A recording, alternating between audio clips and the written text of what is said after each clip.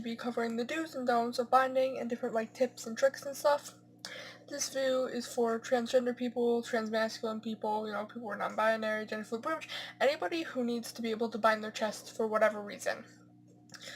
I'm going to be talking about like different types of binders and stuff, or like different ways to bind if you can't get a binder, and pretty much what to do, like what you shouldn't do. But I guess what I should start off with is what you can use to bind. One thing, obviously, that you could use to bind is a binder. You can buy them off of different websites. They sell ones at Underworks. They sell ones at GC2B. I'm pretty sure other companies and stuff have them. Like, I know some websites like Amazon and stuff have them, but I don't know if those are too safe, honestly, because they're kind of cheap. But I don't know. I guess you could try. Next one is doing the double sports bra method, which my best friend does, and like it works for him because he has like a smaller chest. So what you do is pretty much you just put one sports bra on like normally, and then the next one you put on backwards, and then pretty much just flattens your chest. It like works the same way that a binder does, pretty much. Next, alright. One thing that you should not do when binding is never use ace bandages or any type of like duct tape or just like tape, because of the fact that like pretty much binders are made so that when you breathe, it pretty much expands with your breathing.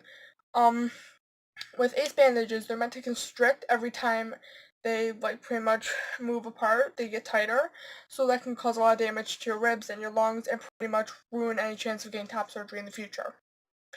And the same thing for like tape and stuff, because the fact that it's like not stretchy, it won't work. Alright, so next thing is binders. I have two right now. I have three binders. One of them I'm wearing right now. I have a black half binder from GC2B. I also have a white one. It's like white binder, also from GC2B. And then I got this one for like the summer. Like it's the tank binder. I'm gonna have frame there in a minute. It's like the tank binder. Yeah. Doesn't really match my skin tone well, but I tried. Closest I can get. So, these are from GC2B. Each of them costed about $35 to $37, I think. I don't remember if that's including shipping or not, but like still, they're kind of pricey, so you need to save up if you want to buy one, but it's definitely worth it, because in my opinion, these are really good binders, and they're probably the best because they work and make your chest really flat. Okay, next. Do's and don'ts of binding. Okay. There's a lot of, even though binding doesn't normally hurt you, if you don't bind correctly, it can. Even if you are using a proper binder, it can still hurt you. So things that you shouldn't do. 1. Never sleep in your binder. I've been stupid enough to do that, and it hurt pretty badly. So, yeah, just don't do that, because binders are not meant to sleep in, because of the fact that technically you're wearing them for over 8 hours while you're sleeping. So, number 2, don't wear your binder for more than 8 to 10 hours, because of the fact that it will start to hurt and get very uncomfortable. I know from experience, so it's not very fun. Number 3, sorry, I'm trying to think right now. Alright, number 3 is when you never try to put a binder on when you're wet, or like just after you get out of the shower, because you will get stuck. I remember I tried doing it once, and I got stuck, and yeah, it wasn't very fun walking around with my hands up in the air because my binder was stuck on me. So yeah.